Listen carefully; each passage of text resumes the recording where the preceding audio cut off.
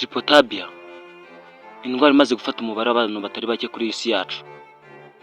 Ndabizi mwese mwibaza ati iyi ndwara y'ijite hanyuma y'ibyorezo tumaze iminsi turi kumva yaba ijite, yakozwe ite, ndetse uwayikoze ryari.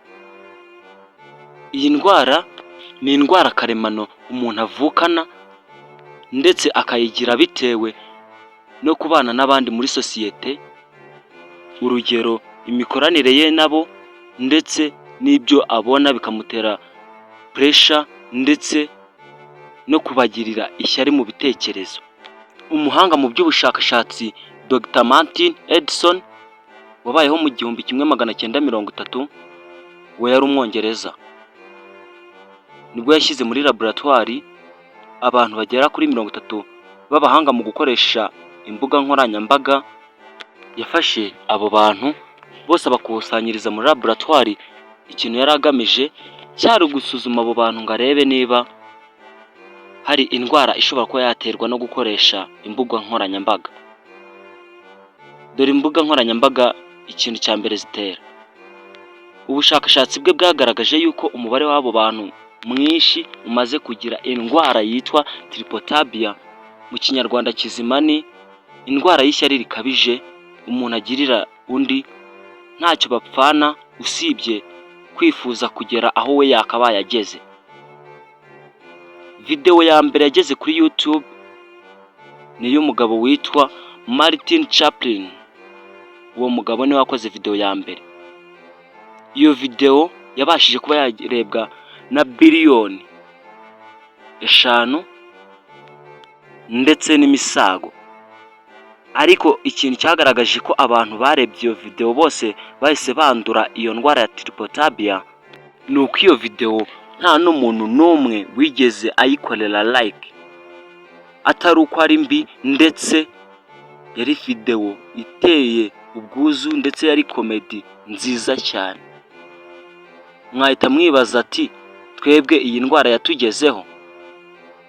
Manzi utekereze abantu bose ukunda kureba video zabo, urebe nimba warakoze subscribe, nibwo uramenya nimba iyi ndwara utarayanduye.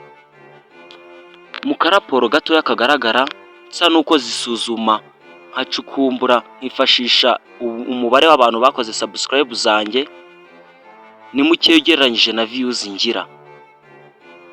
Nimba utaranduye iyi ndwara, reba nimba warakoze subscribe, cyangwa se urebe hanyuma yo kureba iki kiganiro nimba subscribe warayikoze. Ibyo birakumvisha neza 100% niba utarwaye iyi ndwara. Amazina yanjye banyita Ice Boy nyawe, mbahaye ikaze mu kiganiro.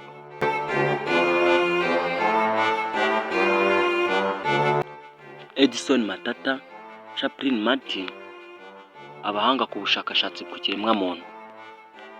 Mu mwaka w'1945 nibwo hashyizwe inyandiko ya mbere yavuye mu bushakashatsi bari bamaze biga ku kiremwamuntu, ndetse n'ikoranabuhanga ryari ritangiye gukaza umurego, ritangiye kwinjira mu kiremwamuntu.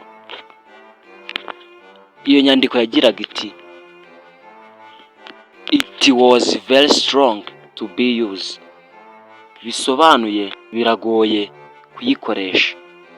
Nta yindi bavugaga ni Google ndetse n'izindi mbuga nka Chrome zazitangiye kuza zikwirakwira ndetse zamaze kwadura ikiswe YouTube, mu gihe bari batangiye kuyishyira ku mugaragaro ngo abantu babashe kuba bageraho biteze n'imbere mu gukurikira rwa rubuga rwabo.